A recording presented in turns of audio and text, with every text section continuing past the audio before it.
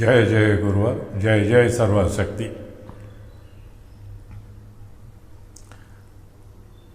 हमारा जो मुख्य विषय है वह है गरीबी, और इसको हम कैसे दूर कर सकते हैं भारत से। हमारा बस चले तो हम तो पूरे विश्व से ही गरीबी दूर करें, और यह प्रयास निश्चय ही होगा। मगर कहते हैं शुरुआत वहाँ से करनी चाहिए जहाँ हम हैं। पहले हमें आसपास का अपना माहौल संभालना चाहिए, सुधारना चाहिए, साफ करना चाहिए, और उसके बाद में उसका विस्तार करना चाहिए। हम भी यही चाहते हैं। हम चाहते हैं कि हमारे पूर्वजों ने अपना खून पसीना बहा करके, अपना सर्वस्व निछावर करके जो आज़ादी हासिल की थी, उस आज़ादी को हम सच्चे रूप में स्थापित कर पाए। विदेशी गुलामी से आज़ादी एक बात थी, मगर मानसिक गुलामी से आज़ादी दूसरी बात है। हमें अपने मन पर काबू करना आना चाहिए। हमें अपने मन को समझाना चाहिए कि सभी लोग एक ही के द्वारा बनाए गए हैं। अब आप उन्हें चाहे भगवान कह लीजिए, अल्लाह कह लीजिए, ईश्वर कह लीजिए, गॉड कह लीजिए, परमेश्वर कह लीजिए, या फिर कुदरत कह लीजिए।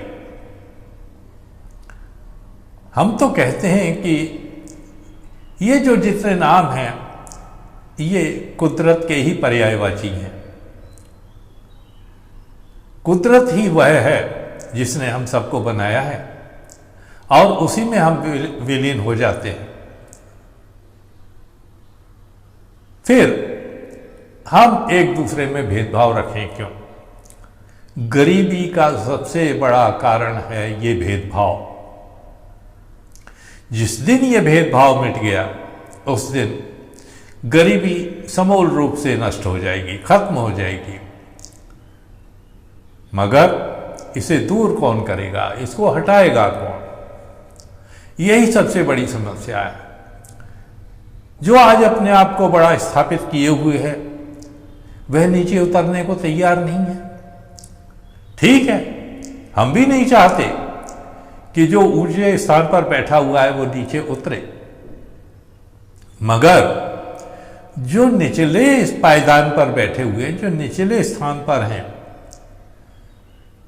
सबसे निचले, फिर उससे ऊपर, फिर उससे ऊपर, फिर उससे ऊपर, कम से कम ये 3 पायदान वालों को ये तो कोशिश करनी चाहिए कि ये उठ करके ऊंचाइयों पर पहुंचे, 3 से चौथे, 5वें, 6ठे पायदान पर पहुंचे, और वो जो 7वें पायदान पर बैठा है उसकी बराबरी कर सके।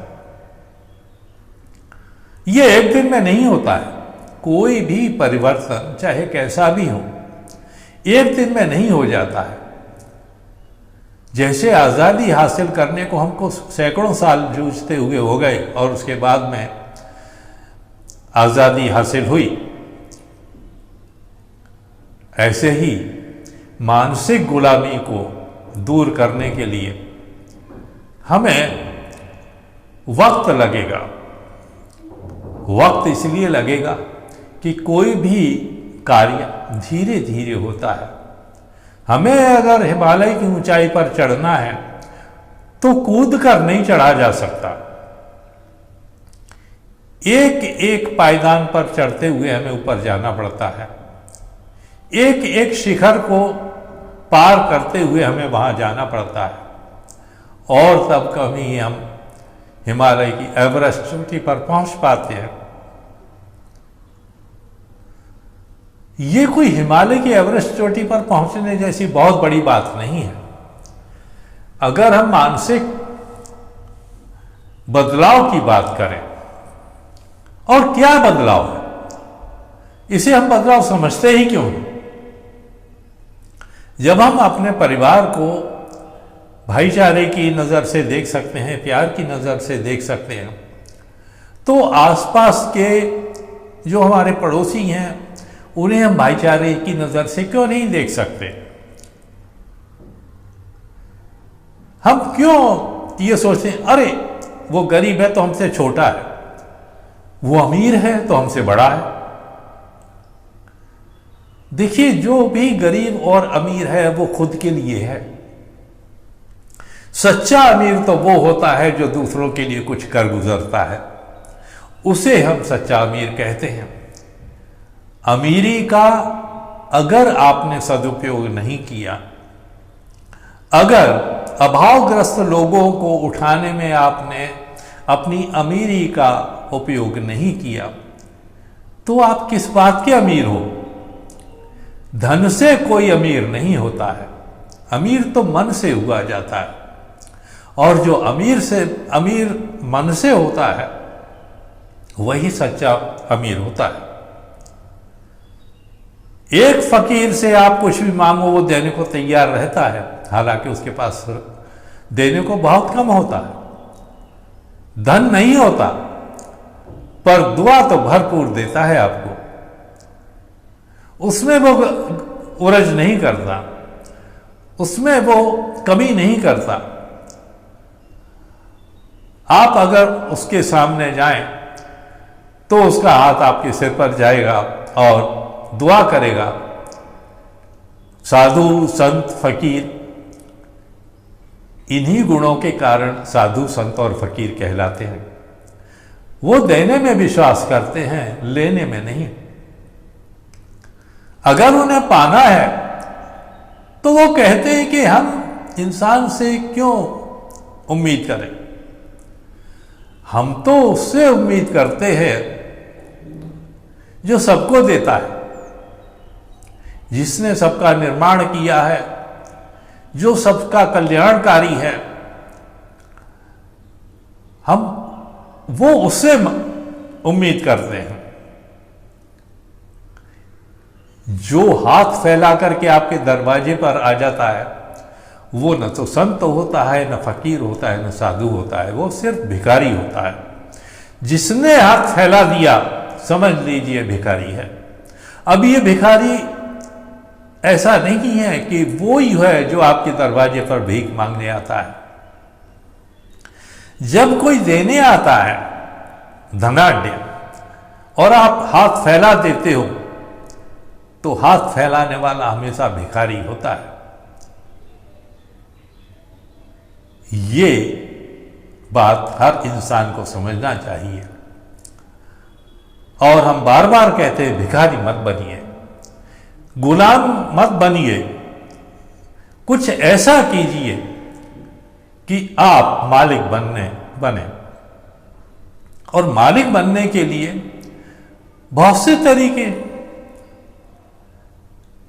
हजारों हैं तरीके हैं। तो आप पूछेंगे कौन सा तरीका है? आप बताइए कि आपके अंदर क्या गुण हैं, आप क्या कर सकते हैं, क्या करने लायक हैं। आपकी सामर्थ्य हमें समझ में आएगी तो हम आपको बताएंगे कि आप इस तरह से मालिक बन सकते हो, अपने मन के मालिक, अपने धन के मालिक, अपने समय के मालिक, और किसी के सामने हाथ फैलाने की आपको जरूरत नहीं पड़ेगी। मगर अगर गुलामी की ही आपकी मनसा है, अगर आपका मन गुलाम बने रहने को ही आतुर है और उसी में आप प्रसन्न हैं। अब गुलामी हर तरह की होती है, निम्न स्तर की गुलामी, उच्च स्तर की गुलामी। यानी चपरासी अगर दफ्तर का हो गया तो ये निम्न स्तर की गुलामी हो गई। वहां भी देखिए वर्गीकरण हो जाता है, ये चतुर्थ श्रेणी का है, ये तीसरी श्रेणी का है, ये दूसरी श्रेणी का है, ये पहली श्रेणी का है, ये आला दर्जे का है, यानी पहली श्रेणी से भी उच्च। ये श्रेणियां तो जरूर हैं मगर हैं तो गुलाम। इस गुलामी के तमगे को उखाड़ फेंकिए, उतार फेंकिए, इस तमगे को निकाल के बाहर फेंकिए अपने मन से और अपने मन के मालिक, अपने समय के मालिक बनने की तमन्ना कीजिए। जब तक आप अपनी इच्छा नहीं करेंगे, तमन्ना नहीं करेंगे, उम्मीद नहीं रखेंगे, तब तक आप कुछ नहीं कर सकते और आपका भला भी कोई नहीं कर सकता। हजारों सरकारें बदलती रहें, लेकिन वो आपको भीख तो देते रहेंगे, वो आपको गुलाम बनाने के तरीके तो बताते रहेंगे, मगर मालिक बनाने के तरीके नहीं बनाएंगे। क्योंकि जो सरकार में बैठे होते हैं वो तो अपने आप को मालिक समझते हैं और कोई भी मालिक दूसरे को मालिक बनाना नहीं पसंद करता। वो हमेशा ये सोचता है कि ये मेरी जी हुजूरी तब तक करता रहेगा जब तक गुलाम करता रहेगा। और गुलामी का मतलब होता है नौकरी, सेवा, सर्विस। अब वो चाहे चौथे वर्ग की हो यानी चपरासी की हो, तीसरे वर्ग की हो, क्लर्क वगैरह की हो, दूसरे वर्ग की हो जिसे हम सहायक अफसर वगैरह कहते हैं, या पहले वर्ग की हो जिसे हम अफसर कहते हैं, या फिर सर्वोच्च वर्ग की हो जिसे हम सबसे बड़ा अफसर कहते हैं। अफसर का मतलब क्या होता है? होती तो सर्विस ही है। वो अफसर भी कहता है कि मैं गवर्नमेंट सर्वेंट हूं। क्या कहता है? गवर्नमेंट सर्वेंट यानी सरकारी नौकर हूं। वो चाहे दिल्ली में बैठा हुआ मुख्य सचिव हो, चीफ सेक्रेटरी हो, कहेगा क्या कि मैं मालिक हूं, मैं फलानी चीज का मालिक हूं, मैं उस मिल का मालिक हूं, कारखाने का मालिक हूं? नहीं, वो कहेगा मैं सरकारी नौकर हूं, गवर्नमेंट सर्वेंट, क्लास 1 ऑफिसर। अरे भाई, आप क्लास 1 ऑफिसर हो, क्लास 2 ऑफिसर हो, क्लास 3 ऑफिसर हो, मगर हो क्या? हो तो नौकर। मुझे उन लोगों के सोच पर रहम आता है जो अपने 15-20 साल पढ़ाई में बर्बाद करते हैं। हम कहेंगे अगर आपको गुलामी ही करनी है तो इतना समय क्यों लगाना? हाँ, वो शायद ये सोच करके लगाते कि हम उच्च वर्ग की गुलामी करेंगे, मगर जी हुजूरी करने को आपको क्या जरूरत है? आपके ज्ञान पर सरकारें चलती हैं, ये ध्यान रखिए। आपके ज्ञान पर, आपकी सामर्थ्य के ऊपर देश चलता है, ये ध्यान रखिए। और इस सब के बावजूद भी अगर आप गुलामी करो तो आपसे बेवकूफ या मूर्ख और कोई हो नहीं सकता।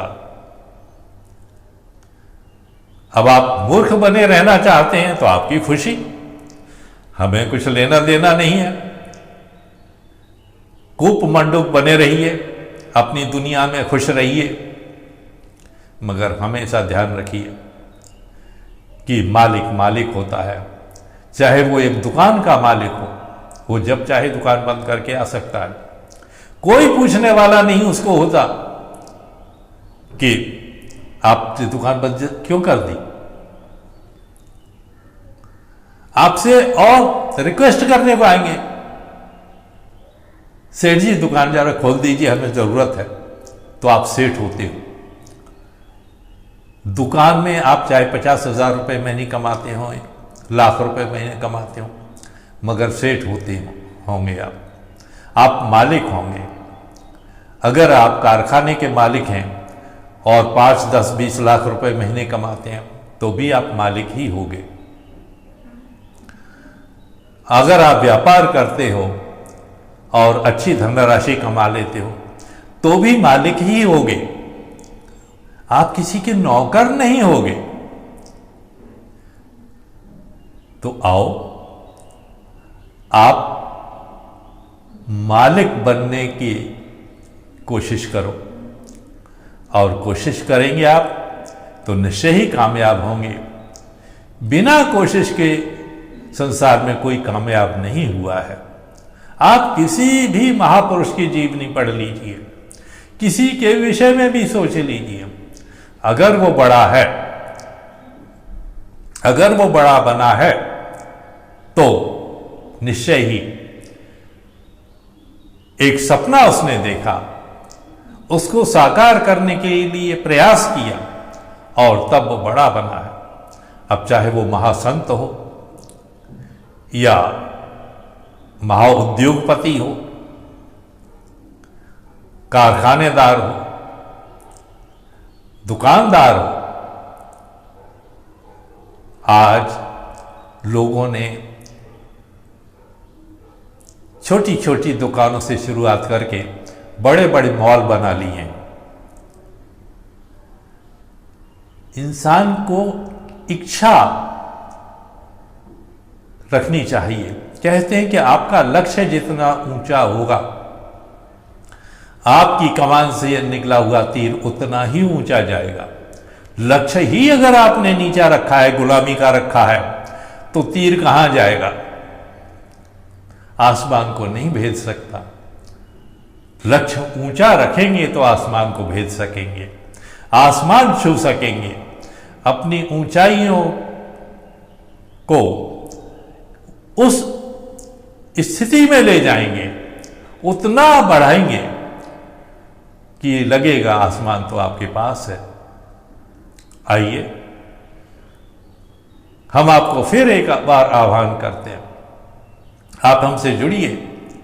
और जुड़ने का तरीका सिर्फ इतना है कि आप हमारे चैनल को सब्सक्राइब कर दीजिए, और सब्सक्राइब करने के बाद में अगर कर लिया है तो बहुत अच्छी बात है। इसे वीडियो को हर रोज जो वीडियो आते हैं उन्हें देखते रहिए, उनको शेयर करते रहिए, अपने मित्रों में साझा करते रहिए, उन्हें बताते रहिए और कमेंट्स करके बताते रहिए। अगर आपकी कोई समस्या है, चाहे मानसिक हो, आर्थिक हो, सामाजिक हो, किसी भी तरीके की कोई समस्या हो, आजकल कुछ जगहों पर आध्यात्मिक समस्याएं ज़्यादा पैदा हो गई हैं। लोग तंत्र मंत्र की बातें ज़्यादा करने लगे हैं। तो कैसी भी समस्या आपकी हो, आप हमसे जुड़िए, आप अपनी समस्या बताइए।